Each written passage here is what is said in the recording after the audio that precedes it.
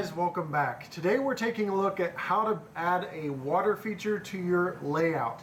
Now, in the previous layout build, I didn't do a water feature on film because I was afraid of how it was going to turn out. This time I actually brought the camera along with me to film my progress on my water feature. I was still scared of how the scenery was going to turn out, but I'll explain to you some of the things I did with the scenery and give you kind of a shot at the end with a run by of what it looks like. But overall, the product I used was Unreal Details Magic Water. It's a good product in terms that it doesn't crack or change color, so it's very durable. So I wanted to use something that was rated very highly, and that Magic Water was. So I'll go through the process with you guys on the actual build, starting right now. So we're talking about water features today, and the first thing you want to do is get yourself a good backdrop if you want it to continue off in the horizon, something that's flat, doesn't have this sharp angle up or anything. But this is from tracksideScenery.com.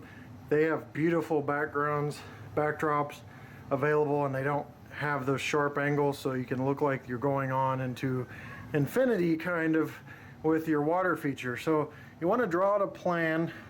Obviously the width of your backdrop or whatever, you want to match up with that. And then you just draw your plan, and then you're just going to pull out the actual foam if you already have it down for that area, and then you are good to go to start carving your way through this. So all you're really doing here is driving this down at an angle, tapering it off to the edge where the wood is, and causing this nice little shore along the edge of your river. Now you can have it a more pronounced edge if you want to, depending on what backdrop you're using.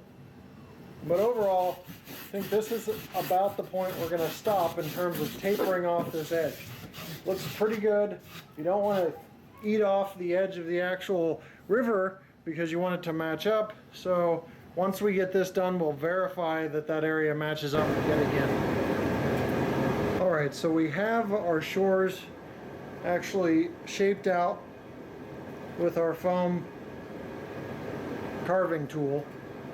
Now I've got MTH HO scale bridges, and I had them marked where I was going to put the bridges, obviously in the plan for the actual river. But they've got these footers on here. I think they're optional, but we're going to go ahead and use them. They're a little more prototypically or realistic and correct for a real bridge. So I've been carving out this area. I marked it off where these footers end with a knife to put in an etch mark. Then I started chipping out the foam, and then I just start going to town on the foam to even it out, drawing a channel for these bridges, and lining it up with a piece of track, making sure that I put a test piece of track in the bridge, make sure it's straight and flush, and then I line it up with my cork road bed to make sure it lines up. And looking at that, we have a near perfect match. So as you can see, this is a kind of odd pattern, just compressed wood all together, and it's gonna have that pattern seen through when you do the actual river if you don't do something about it. So we're gonna cover this up. I'm gonna use a putty knife and some joint compound. I have this joint compound here. This is just all-purpose joint compound, so from my local home improvement store. So let's go ahead and show you how to do that real quick. Just gonna plop on some onto your putty knife. Keep in mind this is already a low clearance, so you want to make sure that this joint compound is a really thin layer. So what I'm doing now is I'm gonna take a bead silicone and running it all along the edge here.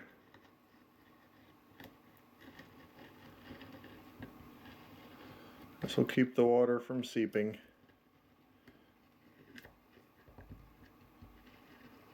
The good news about this silicone is once it dries, and it's the same cure time as the joint compound, 24 hours, we'll be able to paint this and mix it in with the scenery.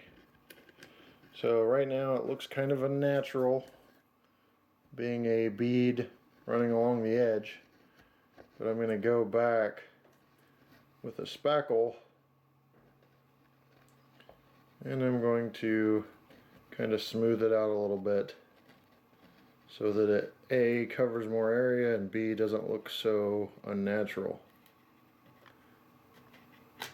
Now just like I ran a bead there, I've got to run one across the edge of the river to keep from an overflow situation. Another thing on the prep work front is to make sure you have a level area, because if it's not level, the water can flow to one side or the other, making things uneven. So you want to check both this way and the long way to make sure we're level. Luckily we have leg levelers installed if we need to change it up, but as you can see there, we're about dead on there. So what I'm doing now is painting the riverbed this earth color. You just go to your local home improvement store and you ask the paint section for an earth or brown kind of color here. And I'm a little off screen, but I'm basically putting the finishing touches on the actual brown color. Gonna want to work up on the shore, little oversplash, no big deal, because we can play into that with vegetation and whatnot. Alright, as you can see, I've got styrene on each side of the river. I've got it blocking off each edge. I've got that bent forward to kind of bring the styrene as forward as possible, like this side, and I'll do the same to this side. Then we'll get straight into mixing the water. We're using this stuff, Magic Water. This is supposedly the best stuff on the market. This is by Unreal Details. And I've done a test pour before we actually did the actual how-to to make sure I have everything right. It's pretty simple. You're going to mix one part of the small bottle with 2 parts of the large bottle. Here's a small bottle. You don't want to shake it up or anything, but we're going to do 1 part. Now for this, we're going to do 1/3 of the small bottle in this measuring cup here.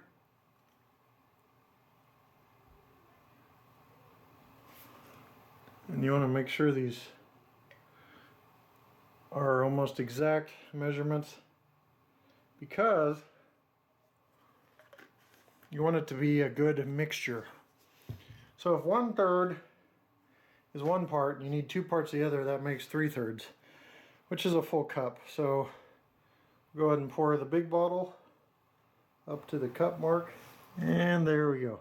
So we're now at a cup. And now to mix. You want to mix with something that's not going to cause a problem. You don't want to get any debris into your mix here. So we're going to mix with a plastic knife. That's just me. You can mix with whatever you want, but the key is to not get any debris in there. Now at this point, and it hasn't been 5 minutes yet, but I'm going to take my other knife and I'm going to dip some oil-based paint blue in there, because I'm going to dye this. That is it for the blue. Got a nice blue going on here, and it'll mix nicely with that brown base, that clear bottom that I just did on my test pour. You want to do a test pour off-site too, so that you have the chance to test everything out.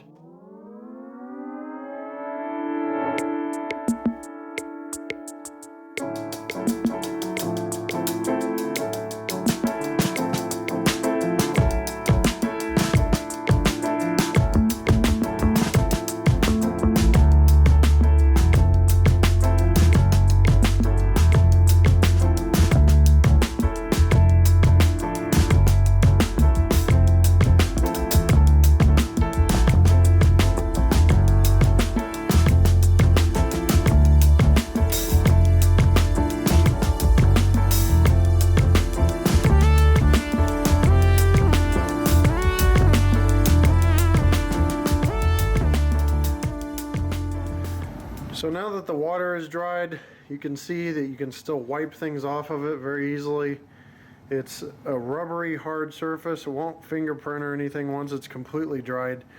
So if you get any debris or stuff below on it, you can still wipe it off.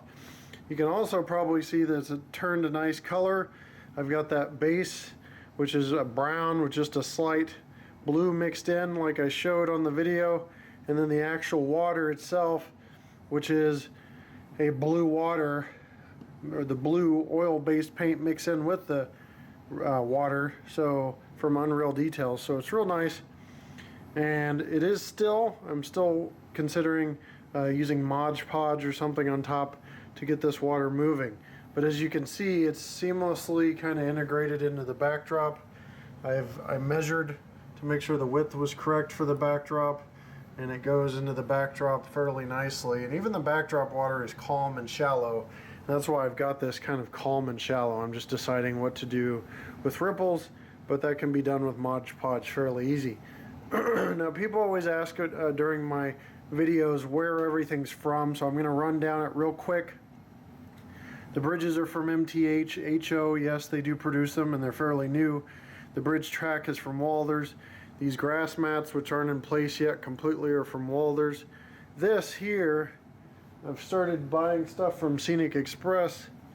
This is a flock and turf scenery. Medium super turf is what this is called. So that's from Scenic Express. The rocks, which I still have more to place in this scene, are talus from Woodland Scenics. They're rock and debris talus. And the backdrop, that's really what kind of sets this whole scene off. So I really want to talk about the backdrop for a moment. This is from tracksideScenery.com. This is basically, there's lots of different backdrops on there. If you guys want the specific name of this one, I can put that on the video or below, but there's just so much importance in these backdrops to pull off the realism. And when we do I'll show you a picture at the end, and I'll do a scenic run by with my Napa Valley wine train, which is the only thing on the layout right now because it's still under development. It's really brings out the realism, and that backdrop being a real backdrop and not something painted can really pull into the whole scene and make it a realistic scene. So, and the cool thing about Trackside Scenery is I told them I wanted the river here on the left side of the module. As you can see, the backdrop ends. I'm going to continue the backdrop on with a repeater, they call it. It's a backdrop that will continue on later. But right now, I've moved the river here, and he was able to place that river there because over here we have a switch that runs off into the turntable area and roundhouse area and things like that. So basically, they are really customizable backdrops, and it's really cool the stuff they can do. The trees are also from Scenery Express. This is a Scenery Express tree, a real kind of an expensive one. I think like 10 or 20 bucks by itself. And these smaller ones are from Scenic Express as well, except for this one, which my grandmother got me at a kind of like a rummage sale type thing, or I think it was actually Goodwill or something. She found that. So anyway, pretty cool. Overall, I'm going to go ahead and leave you guys with a run by. I just want to show you how to do the river. I didn't really go over what to do on the edges. You just paint it, add rocks, try to mimic whatever backdrop or whatever river you're trying to cover as much as possible. You see there's rocks along the river banks. There's a lot of ground flock and trees up against the river banks. So that's what I did here. Still some work to do. As you see, it's kind of whitewashed. I tried to do that here as well with some tan and white paints, rocks, and a little bit of the ground tuft, little individual weed tufts and things like that. Well, I hope you guys enjoyed the layout build and the water feature build on this video.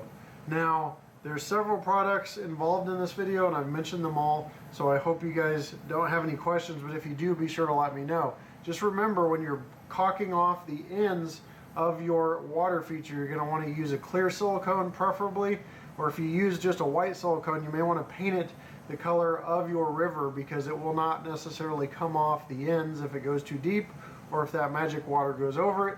But overall, I was pretty impressed with the magic water and all the scenery stuff that came together for the river scene. Speaking of magic water, the guy that runs magic water, I think his name is Dave, I could be wrong, He was really helpful. He'd respond to my emails within 24 hours, usually within a few hours.